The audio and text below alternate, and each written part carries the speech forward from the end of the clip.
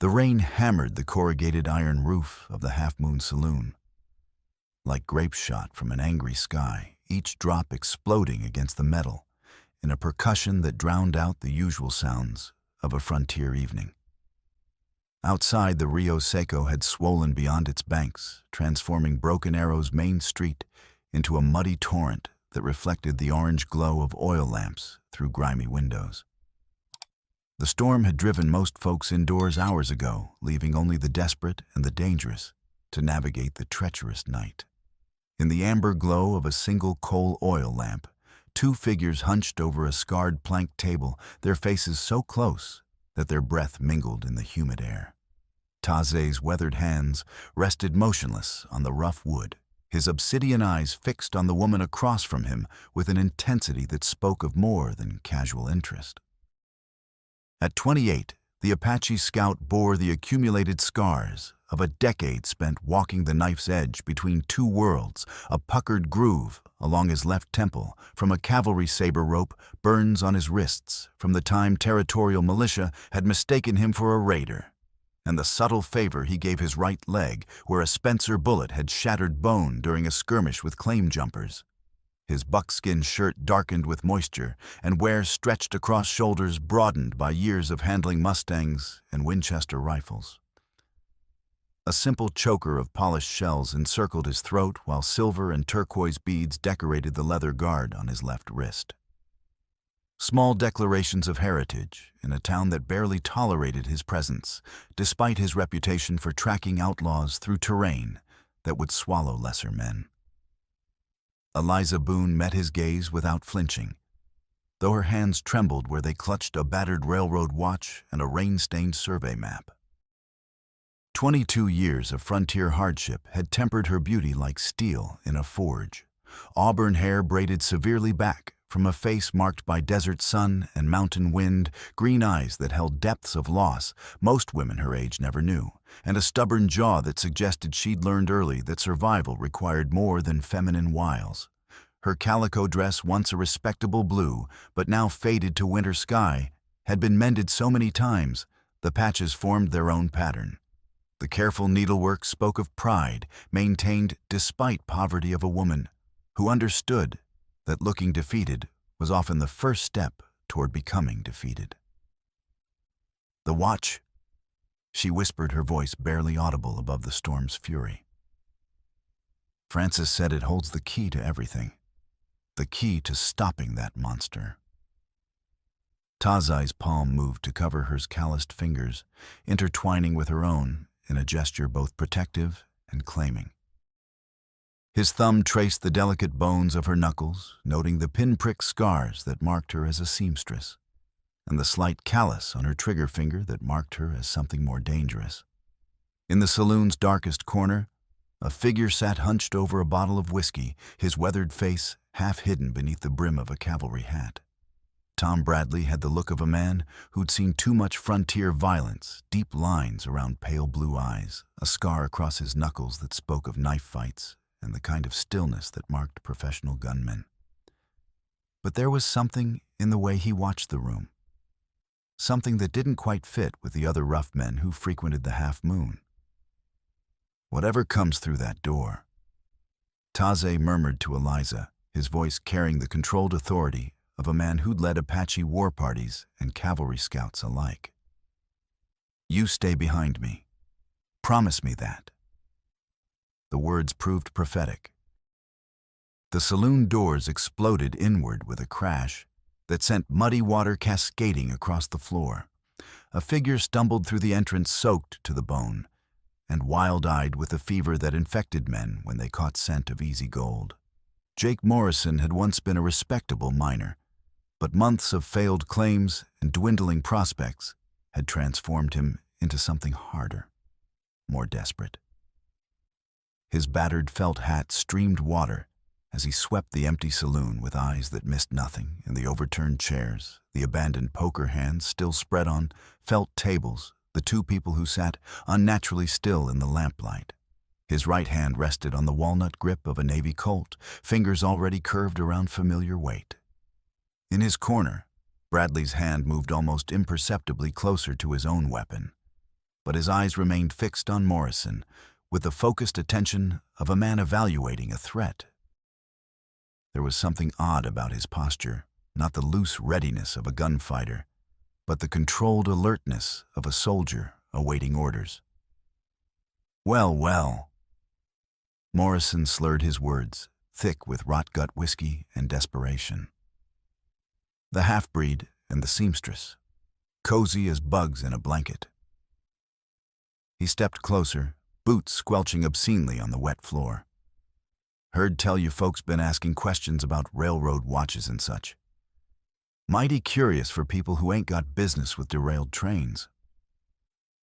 Taze rose with fluid grace, despite his hip's protest, positioning himself between Morrison and Eliza with unconscious efficiency. His right hand hung loose at his side, fingers splayed in deceptive calm that preceded violence. "Easy, Morrison." Taze said, his voice carrying no threat, because it was itself a threat. "Storms got everyone on edge. No need for trouble when we're all just waiting for weather to pass." Morrison's laugh grated like fingernails on slate. "Trouble's already here, Scout. Been here since that railroad car took its dive 2 years back, carrying Uncle Sam's payroll down to the river bottom." His bloodshot gaze fixed on the watch with hungry intensity. 20,000 in gold and silver, just sitting there waiting for the right man with the right information. Behind Taze, Eliza's breath caught. The watch seemed to grow heavier in her hands, its silver case warm from her palm's heat. Francis Mercer had pressed it into her keeping just hours earlier, his engineer's hands shaking, as he whispered about brass keys and secrets that followed a man like shadows. Bradley shifted slightly in his chair, and Taze's trained eye caught the movement. Something about the man's reaction struck him as wrong, not the greedy interest of a treasure hunter, but the controlled wariness of someone with deeper knowledge of the situation. Someone's got the key to finding that strong box. Morrison continued, emboldened by their silence. That someone might be willing to share or might need convincing. "Put the iron away," Taze said quietly, his tone carrying absolute certainty. "You're drunk, scared, and about 2 heartbeats from making a mistake that'll get you planted before morning." Morrison's hand tightened on the Colt's grip, but before he could draw, Bradley's voice cut through the tension like a blade. "Morrison." The single word carried enough authority to make the drunk man pause. "Colonel's expecting you back at camp. Wouldn't want you to be late on account of personal business." The interruption gave Taze the opening he needed. Morrison, distracted by Bradley's unexpected intervention, never saw the Apache scout's knife clear leather.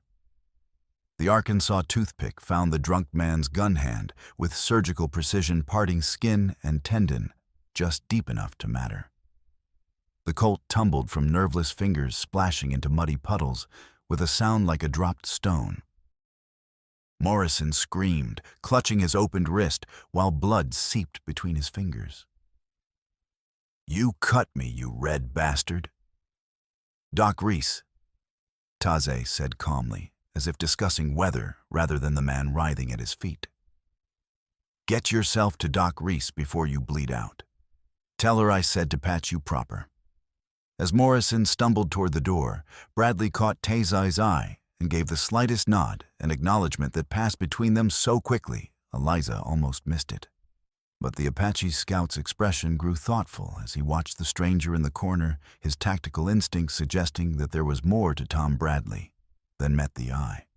The doors swung shut behind Morrison, leaving only the rain's percussion and the distant rumble of swollen water. Taze cleaned his blade on a bar towel before sheathing it, movements methodical and unhurried. Violence for him was simply another tool to be used when circumstances demanded.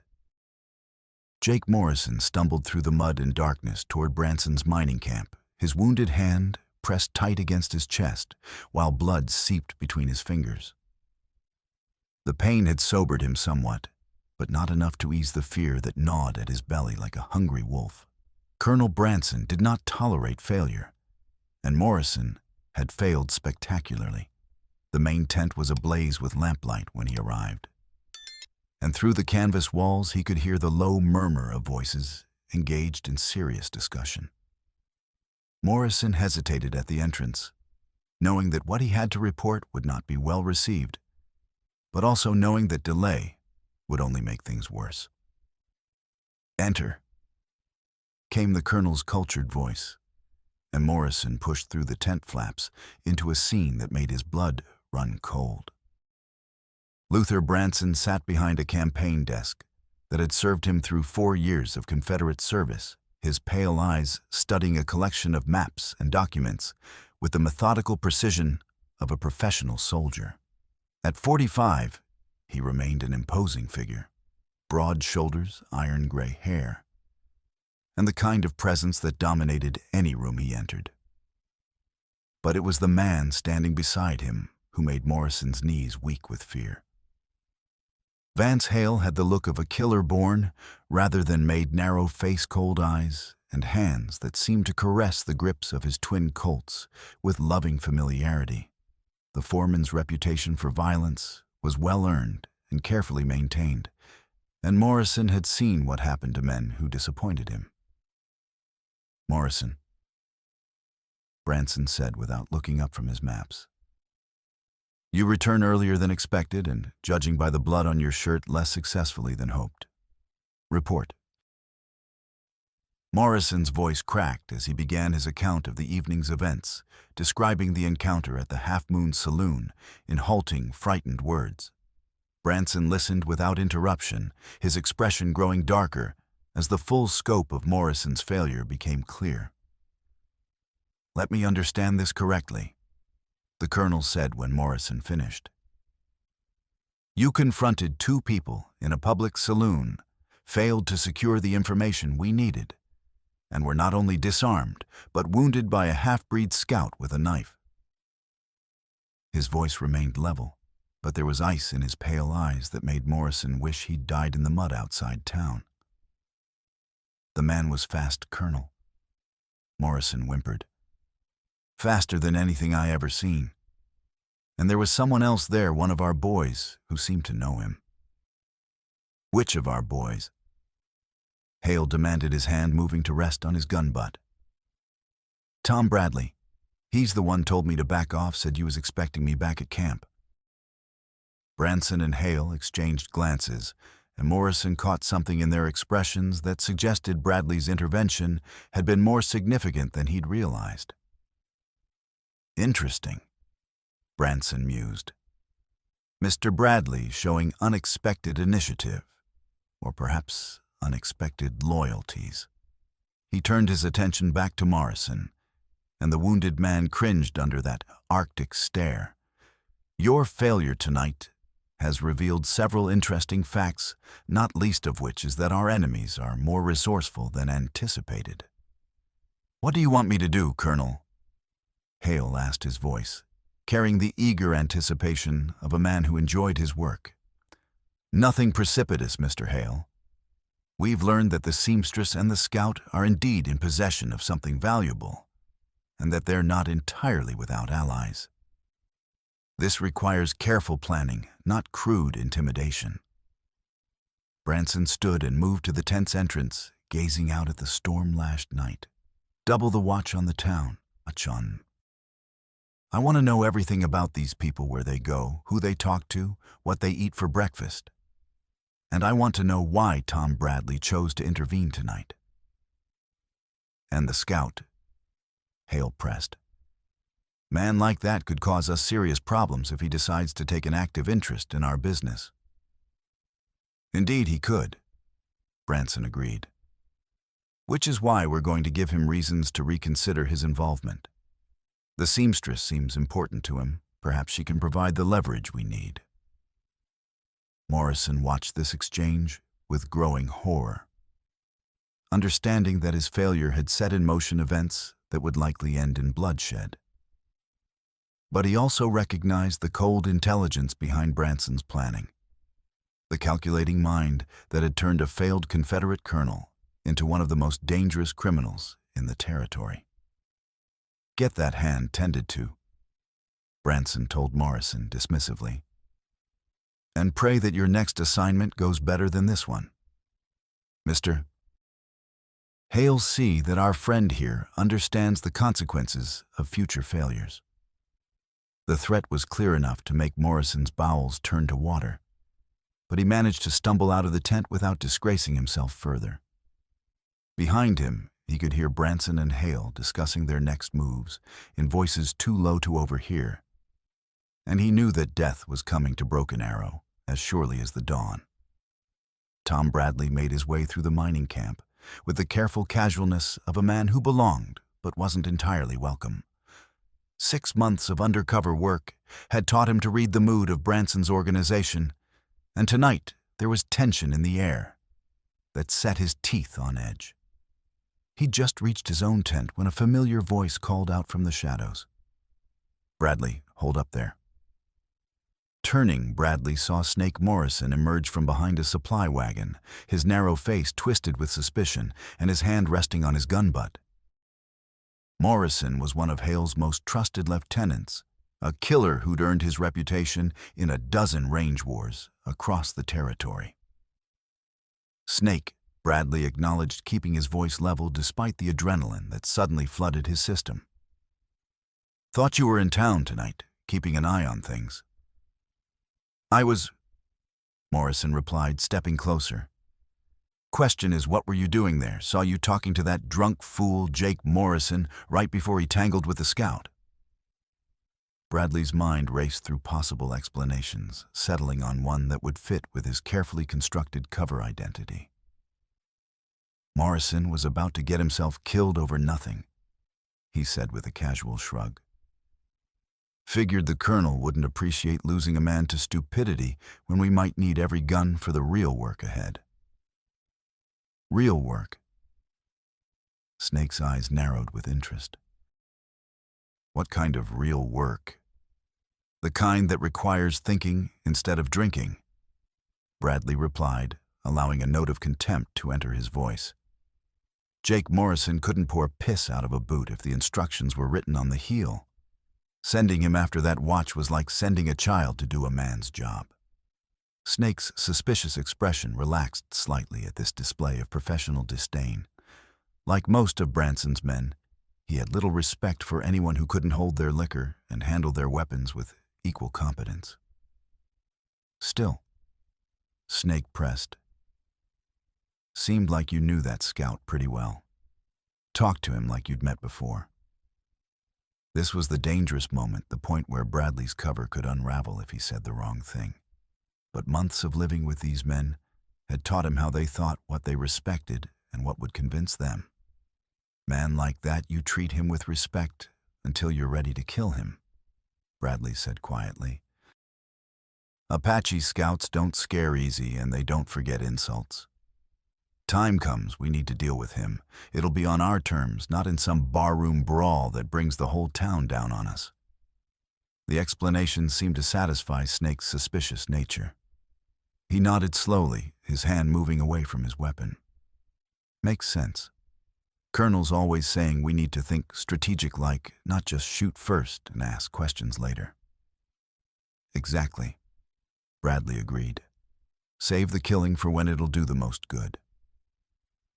As Snake melted back into the shadows, Bradley allowed himself a moment of relief.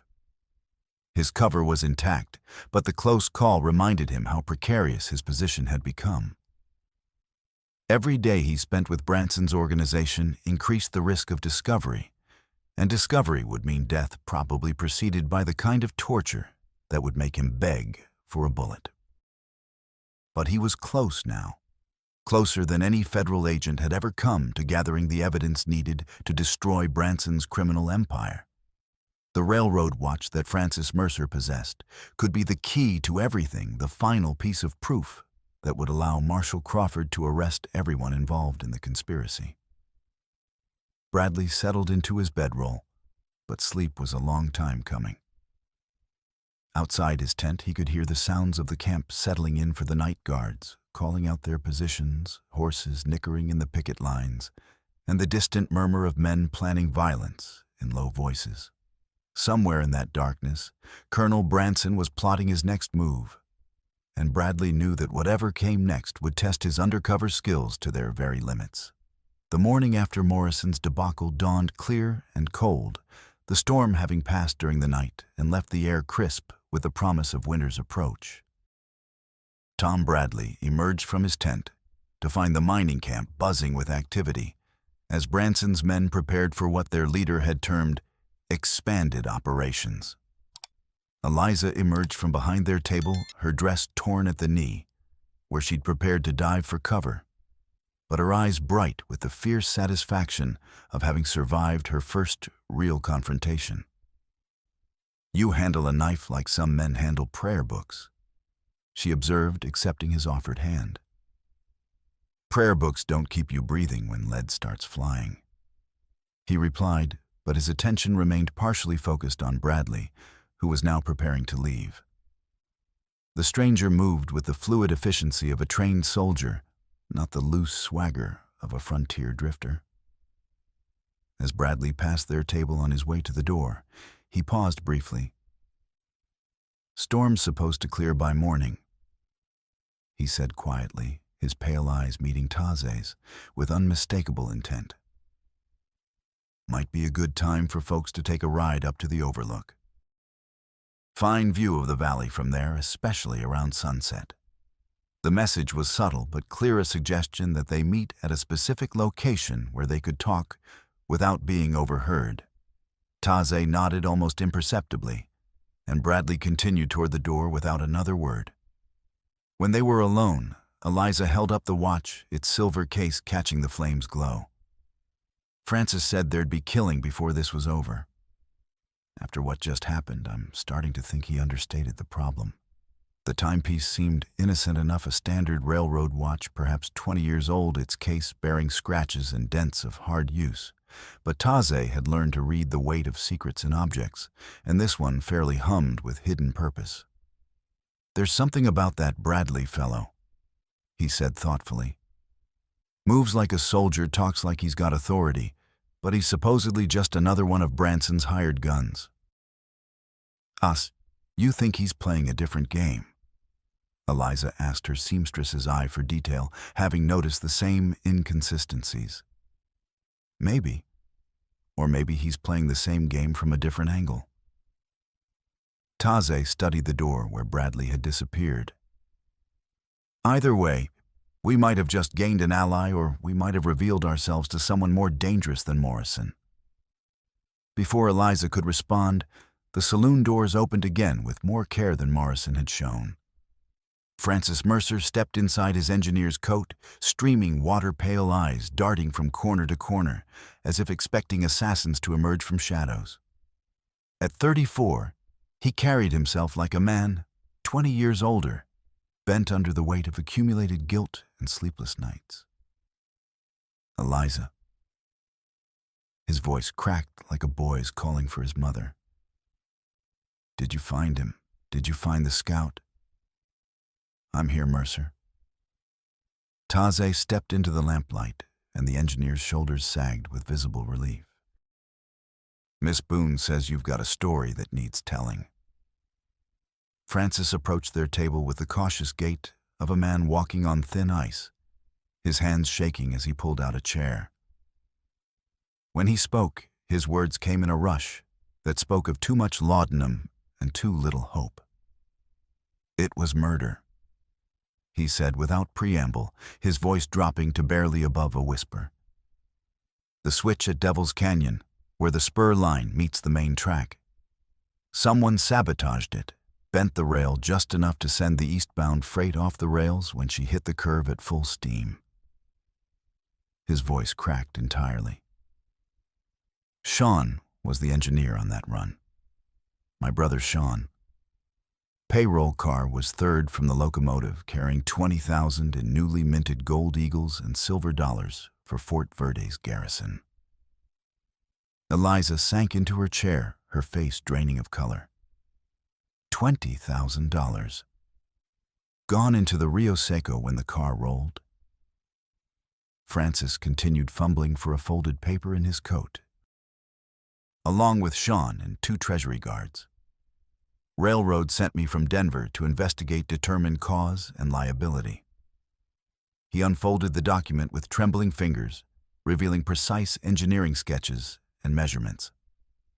What I found was evidence of deliberate sabotage. Fresh tool marks on steel gouges in the roadbed where a crowbar had shifted rail alignment by mere inches enough to ensure derailment, but not enough for casual detection. Taze examined the document, noting the careful attention to detail that marked Francis as a man who understood machinery the way others understood horses or cards. The evidence was damning, but incomplete. You take this to territorial authorities. Tried to. Got as far as Tucson before Branson's men caught up with me. Francis's hands clenched into fists, knuckles standing out white against pale skin. They didn't rough me up, just made it clear that railroad engineers could suffer accidents if they stuck their noses where they didn't belong. So you came back here? Eliza said, her voice gentle but probing. Why? Francis's smile held no humor, only the bitter satisfaction of a man who'd found a way to strike back at his tormentors. Because I designed something Branson needs, but can't get without me. A fail-safe for the damn mechanism.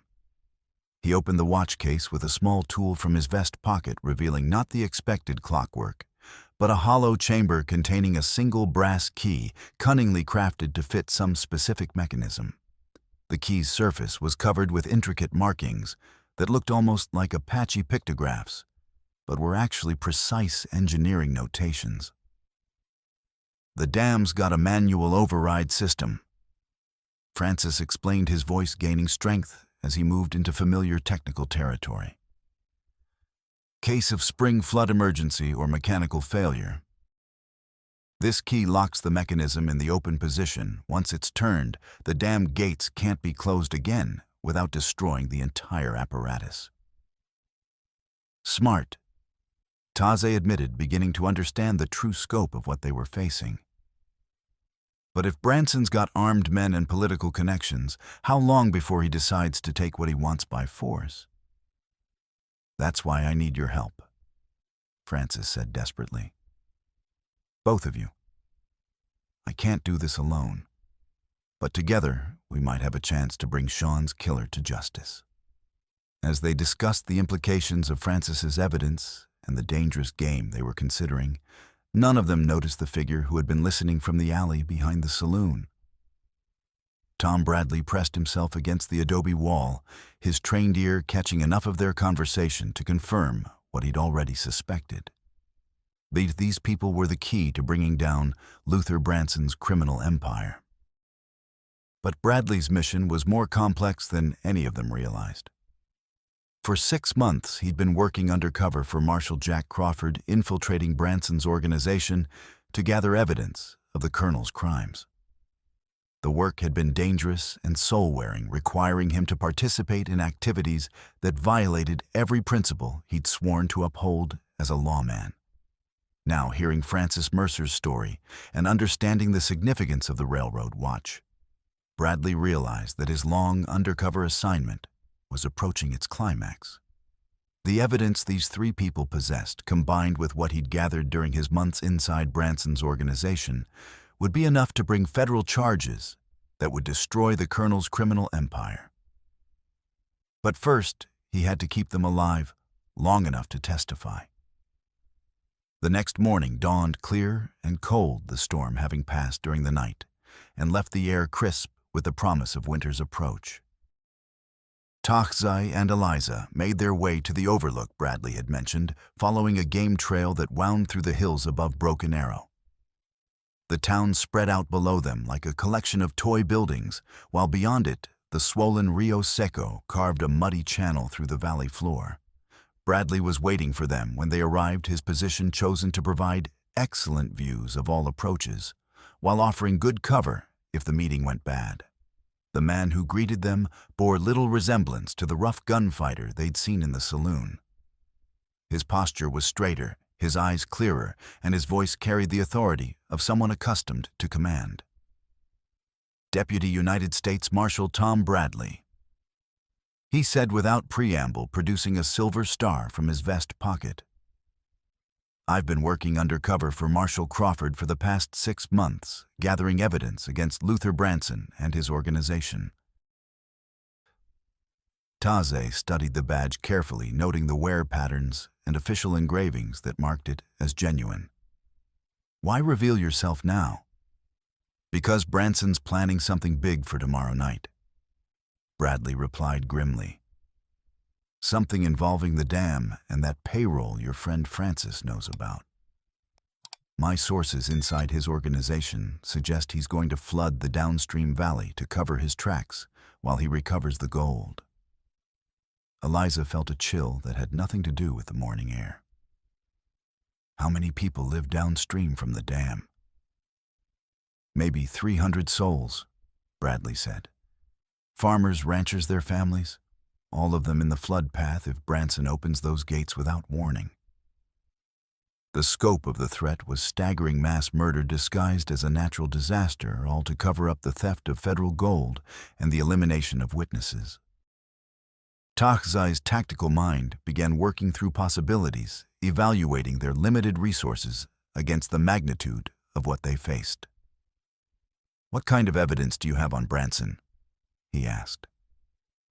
Bradley reached into his saddlebags and withdrew a leather portfolio filled with documents, photographs, and carefully detailed reports. Financial records showing payoffs to territorial officials, shipping manifests for weapons and explosives, correspondence between Branson and Confederate sympathizers in California and Mexico, and testimony from 3 of his men who are willing to talk in exchange for reduced sentences. Francis, who had joined them after ensuring he wasn't followed from town, examined the documents with his engineer's eye for detail. This is comprehensive work, he said admiringly. But how do we get it to federal authorities before Branson can silence everyone involved? Marshal Crawford is already en route from Tucson with a company of cavalry, Bradley explained.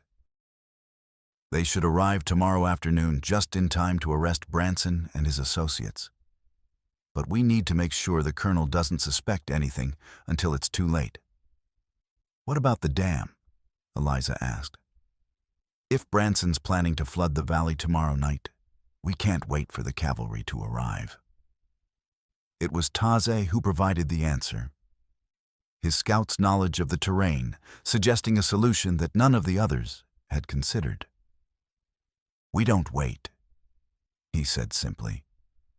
We take control of the dam ourselves tonight before Branson can put his plan into motion.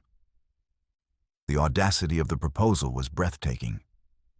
3 civilians and 1 undercover lawman against perhaps 20 armed men in a fortified position. But as they discussed the tactical details, a workable plan began to emerge.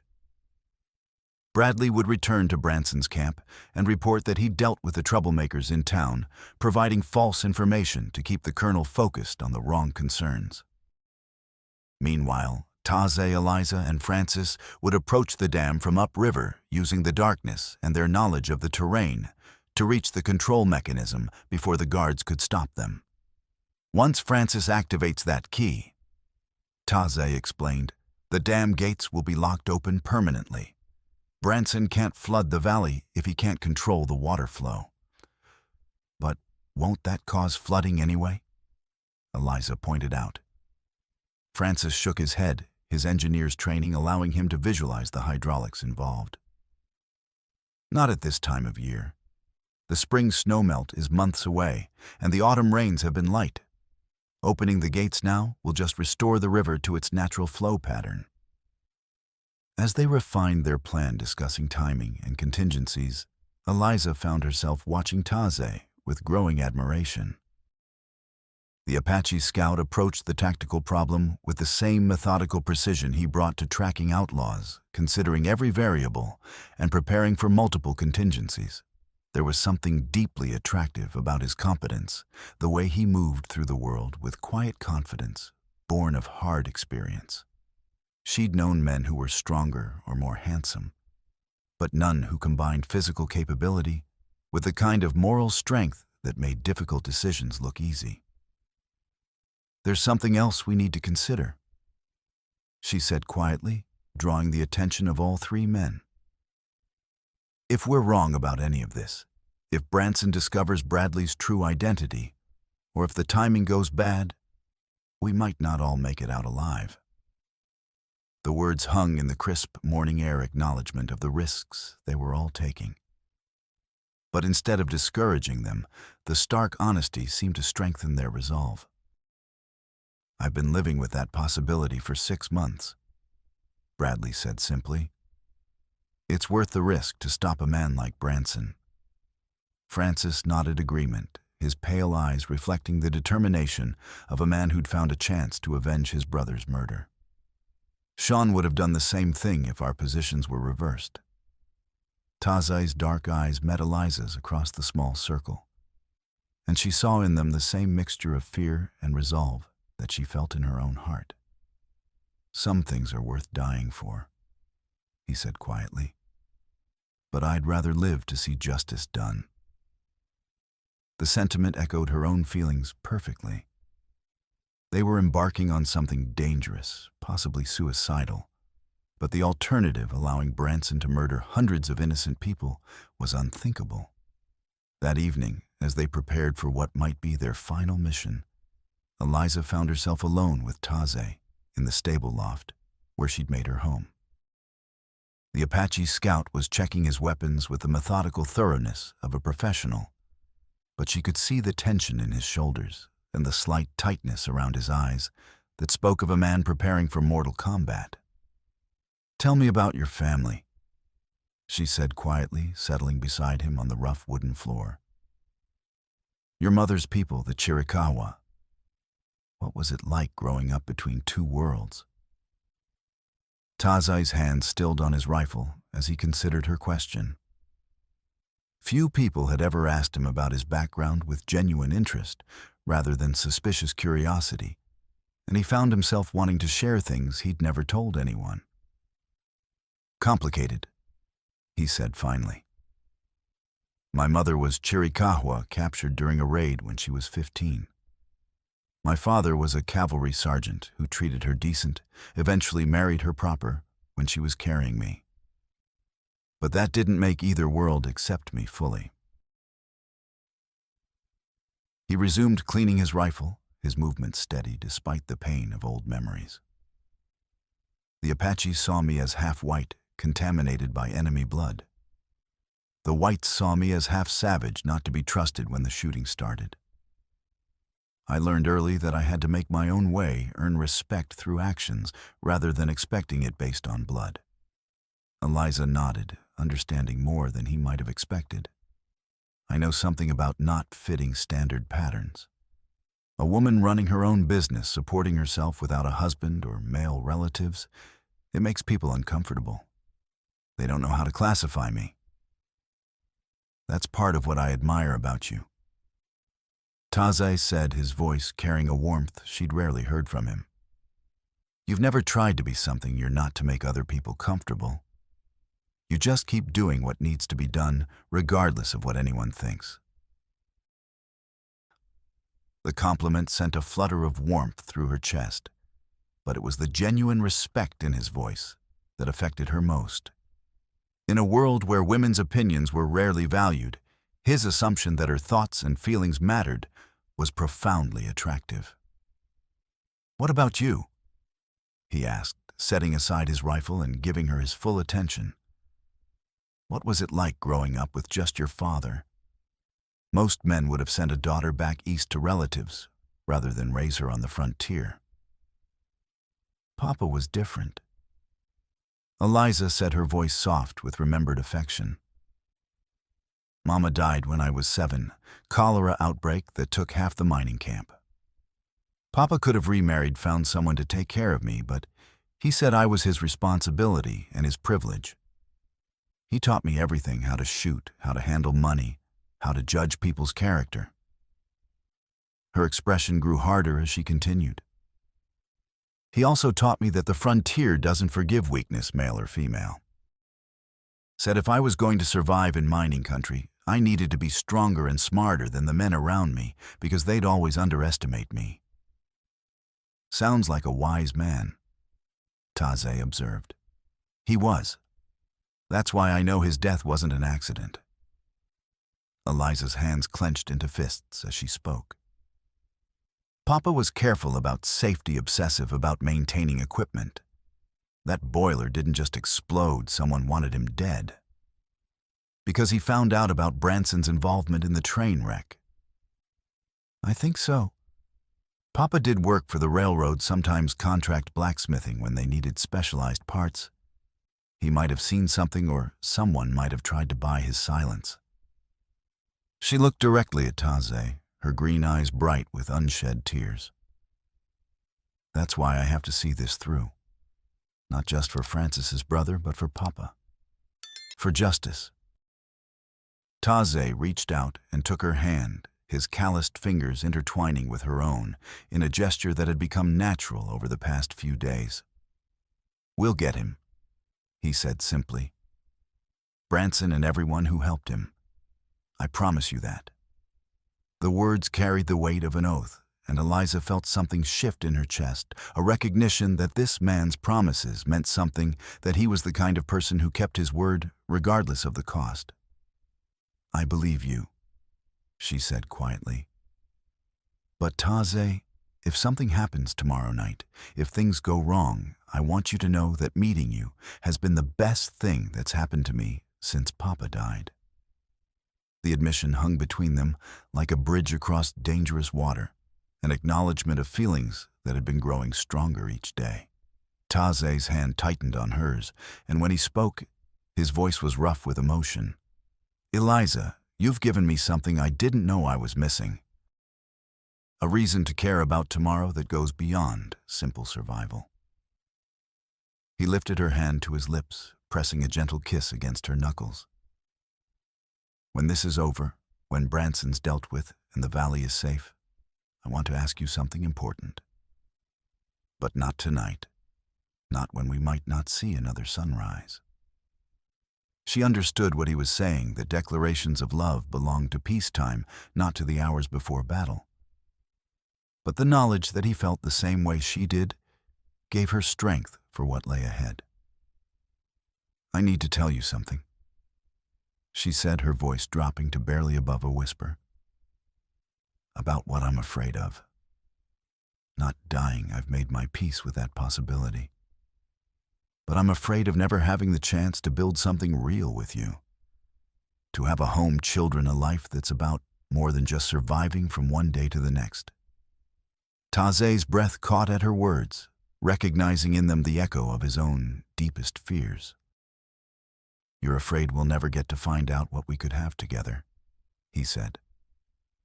Yes, and I'm afraid that if something happens to you tomorrow night, I'll spend the rest of my life wondering what might have been. He was quiet for a long moment, studying her face in the dim light that filtered through the loft's single window. When he spoke, his voice carried the kind of absolute certainty that made promises sacred.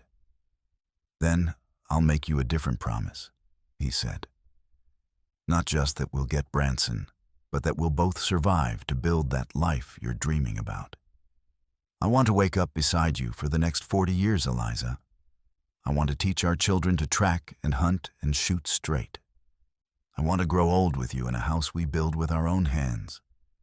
The words hung in the air between them, more binding than any marriage vow, because they were spoken in the shadow of death. Eliza felt tears she hadn't expected sliding down her cheeks, but they weren't tears of sorrow.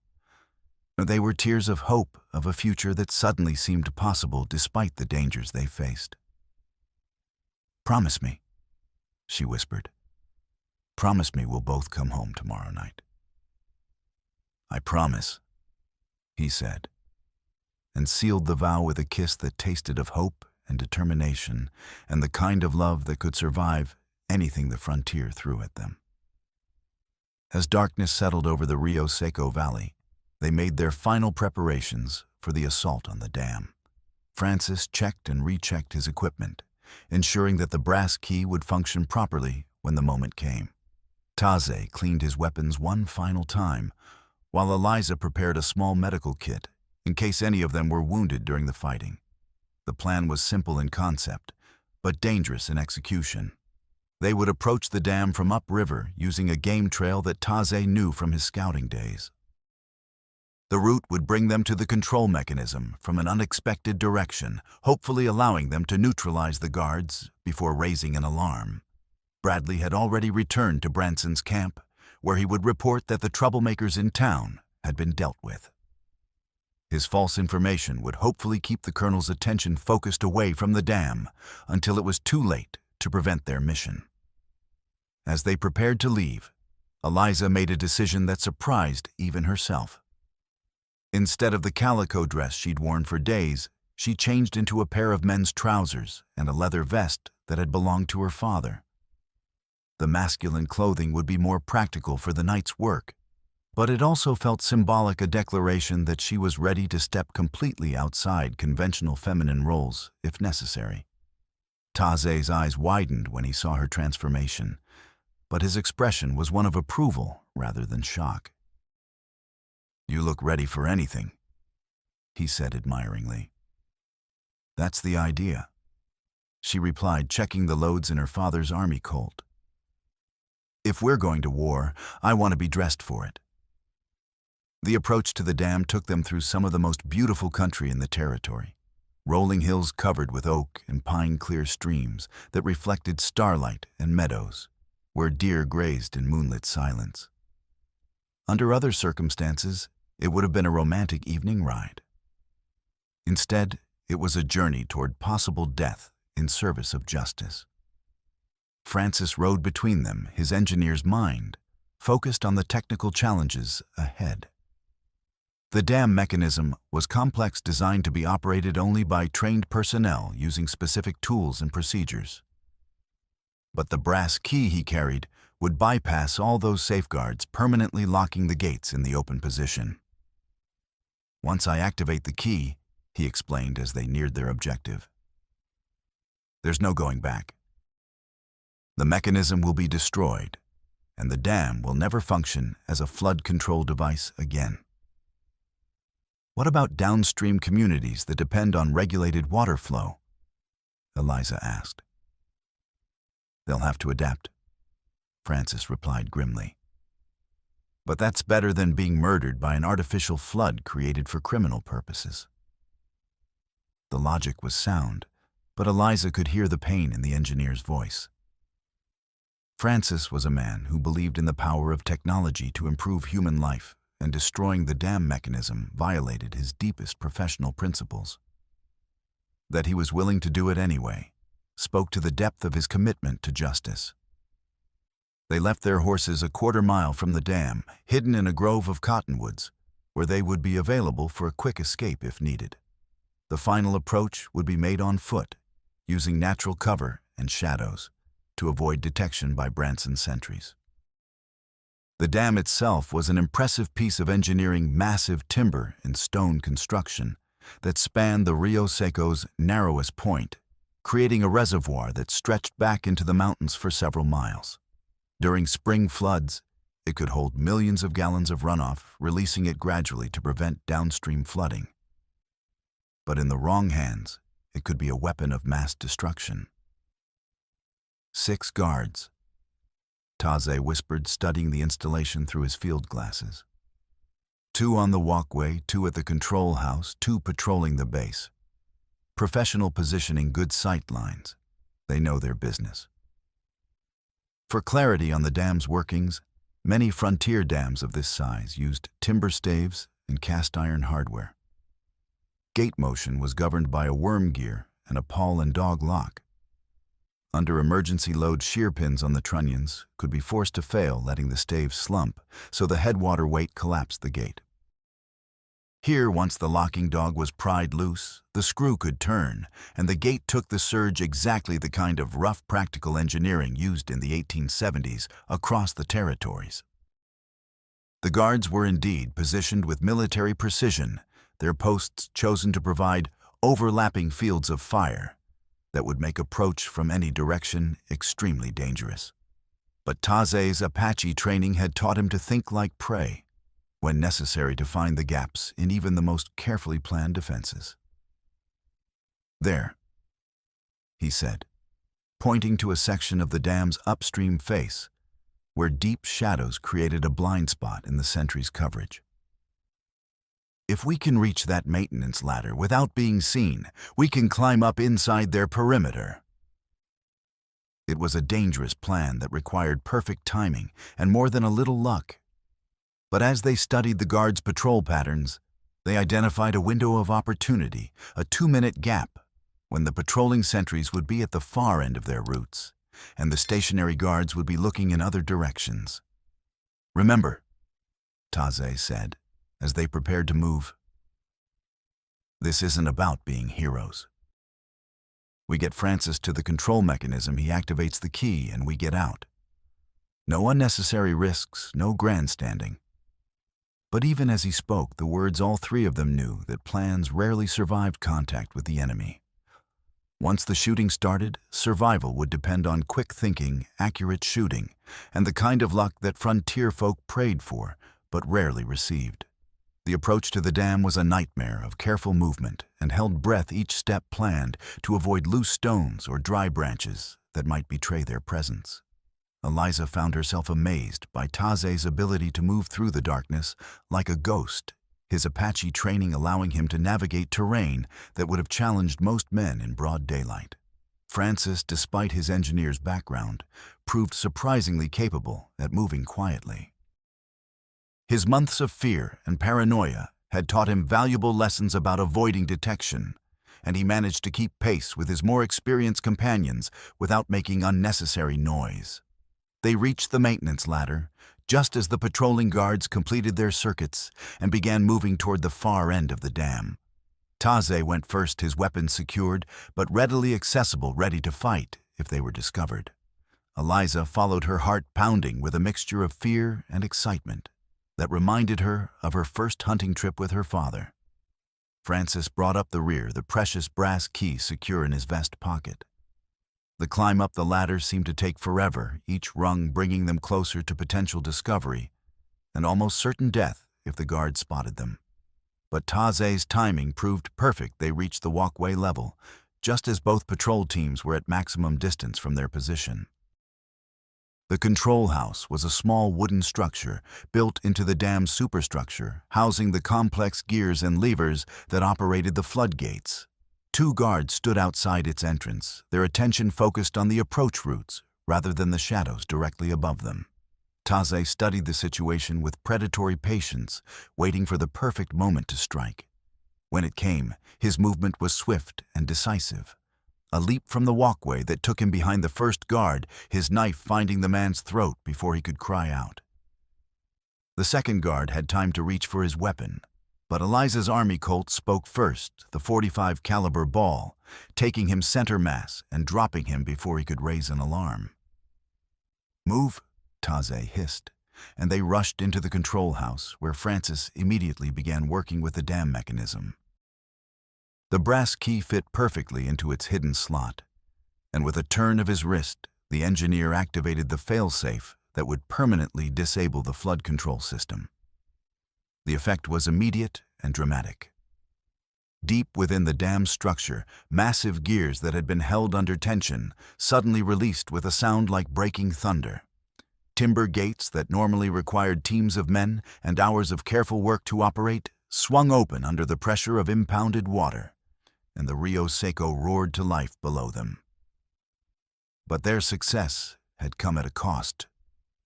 The sound of gunfire and the mechanical operation of the dam had alerted every guard in the area, and already they could hear shouts and running footsteps as Branson's men converged on their position. "Time to go," Taze said. But even as he spoke, the sound of horses approaching at full gallop announced that their escape route had been cut off. Through the control house windows, they could see torches moving toward the dam from multiple directions, while the narrow walkway that had given them access now looked like a death trap. That was when Colonel Luther Branson himself appeared in the doorway, his .44 Remington trained on Francis's chest and murder in his pale eyes. Behind him stood Vance Hale, the foreman's own weapon, covering Taze and Eliza with professional competence. "Well, well," Branson said, his cultured voice carrying bitter amusement despite their circumstances. "The meddling engineer and his unlikely allies. I have to admit, you've impressed me with your resourcefulness, if not your common sense." He stepped into the control house, his weapon never wavering from its target. "Did you really think you could destroy months of careful planning with a single dramatic gesture? Did you imagine that opening a few floodgates would somehow prevent me from recovering my gold?" Francis straightened to his full height, meeting Branson's gaze without flinching. "Your gold. That payroll belonged to the United States government, and the men you murdered to steal it had families who are still grieving." "Spare me the moral lectures," Branson snapped. "I fought 4 years for the Confederacy, watched better men than you die for a cause that history has vindicated. That gold is payment for services rendered to the true government of these southern territories." "The war's been over for 10 years," Eliza said quietly, her own weapon still holstered, but her hand resting near the grip. "You're not a soldier anymore, Colonel. You're just a thief and a murderer." Branson's eyes shifted to her, taking in her masculine clothing and defiant posture with something approaching respect. "Miss Boone, isn't it, the seamstress who fancies herself a gunfighter? I knew your father, you know. Fine blacksmith, but too honest for his own good. He asked too many questions about certain railroad equipment that passed through his shop." The casual admission hit Eliza like a physical blow, confirming what she'd suspected about her father's death. "You killed him," she said, her voice steady despite the rage building in her chest. "I had him killed," Branson corrected. "Just as I'm going to have all of you killed once you've told me everything you know about federal interest in my operations." But as he spoke, the sound of the dam mechanism continued to echo through the night, and water continued to pour through the opened gates with increasing volume. Branson glanced toward the windows, his expression showing the first signs of concern as he realized the full implications of what Francis had done. "You've ruined everything," he said, his voice rising with frustrated anger. "Months of planning, thousands of dollars in equipment, all destroyed by your meddling." "The equipment can be replaced," Francis replied calmly.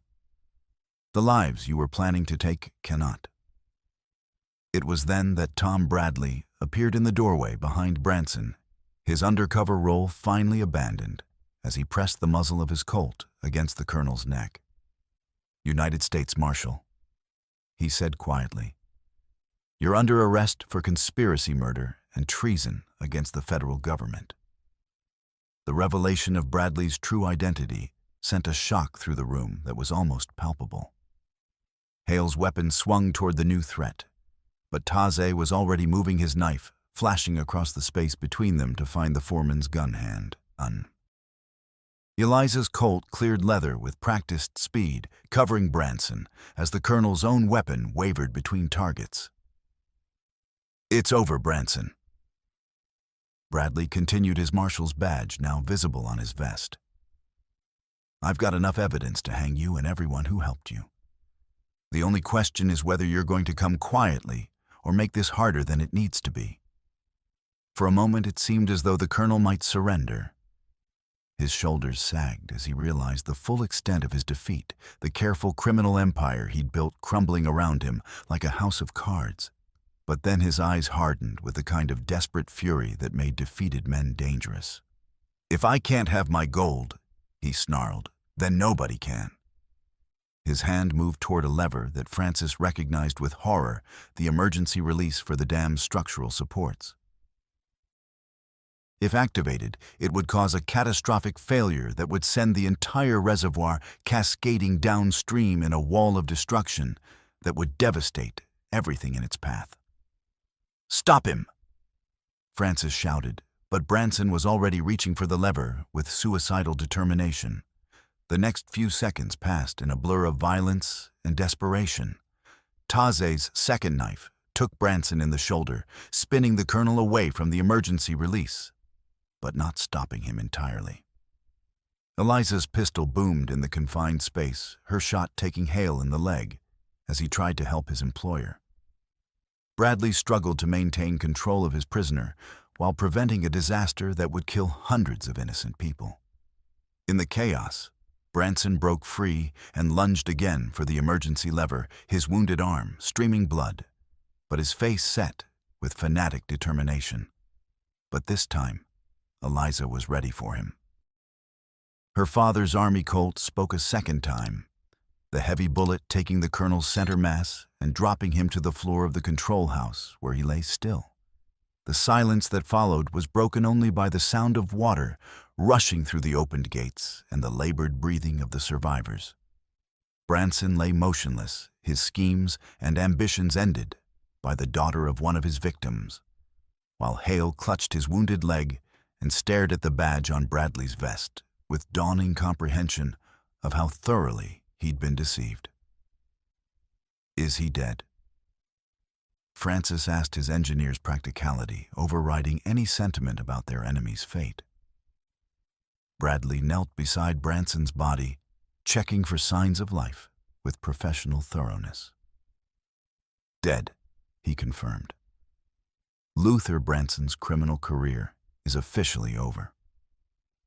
As they secured Hale and prepared to leave the dam, the sound of approaching cavalry announced the arrival of Marshal Crawford and his federal forces. The timing was perfect, just late enough to avoid interfering with their mission, but early enough to help with the cleanup and arrests that would follow. The next few hours passed in a blur of official reports, medical treatment for the wounded, and the systematic roundup of Branson's remaining associates. Bradley's months of undercover work had provided federal authorities with enough evidence to dismantle the entire criminal organization, ensuring that justice would be served for all the colonel's victims.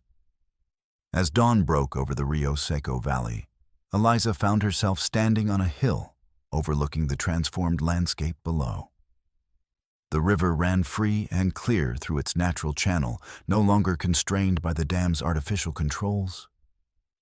It would take time for the ecosystem to readjust, but already she could see signs of renewed life along the banks.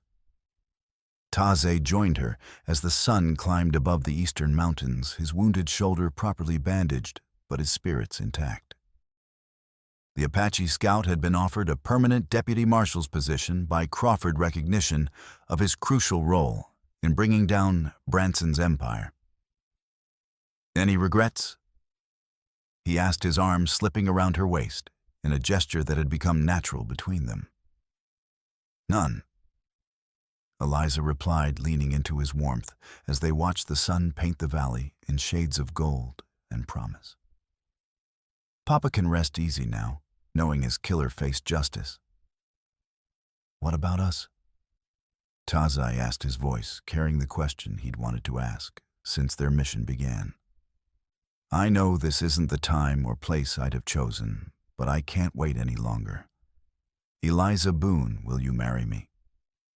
The proposal was simple and direct, without flowery speeches or romantic gestures. But it was perfect for the people they were and the life they'd chosen. Eliza turned in his arms, her green eyes bright with tears of joy and relief. "Yes," she said simply. "Yes, I'll marry you, Deputy Martinez." The kiss that followed tasted of promises kept and futures chosen of two people who had found each other in the harsh beauty of the territorial frontier and decided to build something lasting together. Around them, the Rio Seco sang its ancient song of renewal and hope, carrying the clear waters of the mountains toward valleys where new life would flourish under laws that protected the innocent and punished the guilty with equal justice. 6 months later, on a warm spring morning when wildflowers carpeted the valley floor and the river ran full with snowmelt from the high country, Eliza Boone and Taze Martinez were married in the little church where they had first begun to understand the depth of their feelings for each other. The ceremony was conducted by a circuit preacher, who had traveled from the territorial capital specifically for the occasion, witnessed by friends from across the territory, and celebrated with a feast that combined the best traditions of all the cultures that were learning to share the frontier. Francis Mercer served as best man, his new position as Chief Railroad Safety Inspector, having given him both the authority and resources to ensure that his brother's death would lead to improvements that would save countless other lives. Dr. Abigail Reese stood as matron of honor, her medical practice having expanded to serve 3 counties, and her reputation as a healer having earned her respect throughout the territory.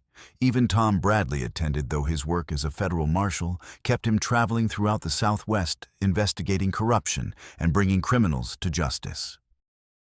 His successful infiltration of Branson's organization had earned him promotion to Chief of Territorial Law Enforcement, with authority over all federal crime-fighting efforts in the region. As the celebration wound down and their guests began the journey back to their own homes and responsibilities, Eliza and Taze stood together on the porch of their new house, a substantial adobe structure that combined her expanding seamstress business with their living quarters and his deputy marshal's office. It was practical and comfortable, built to last through whatever challenges the future might bring. "Any regrets?" Taze asked, repeating the question that had become a ritual between them. "Only that it took a criminal conspiracy and a range war to bring us together," Eliza replied with a smile that held all the warmth of desert sunrise. "But I suppose some things are worth waiting for." "Some things are worth fighting for," he corrected, drawing her close as the first stars appeared in the darkening sky. "And some things are worth building a life around." The Rio Seco flowed past their home in its natural channel, carrying the waters of the high country toward the desert valleys, where new communities were taking root and flourishing. The artificial constraints that had once controlled its flow were gone, replaced by the kind of natural balance that allowed both human civilization and the wild country to coexist and thrive. It was not paradise. The frontier was too harsh and unforgiving to permit such illusions. But it was home, and it was theirs, and it was everything they had hoped to build when they first chose to stand together against the forces that would have destroyed it. In the distance, a night bird called across the water, its voice carrying the ancient promise that some things endure, that love and justice and the courage to defend both can triumph over even the darkest schemes of evil men. And in the adobe house beside the free-flowing river, 2 people who had found each other in the midst of danger and decided to build something lasting together, settled into the deep contentment that comes from promises kept and battles won. The frontier would continue to change, bringing new challenges and new opportunities to test their resolve. But whatever came next, they would face it together, armed with the hard-won knowledge that they were stronger united than they had ever been apart, and that the life they had chosen was worth any sacrifice required to preserve it.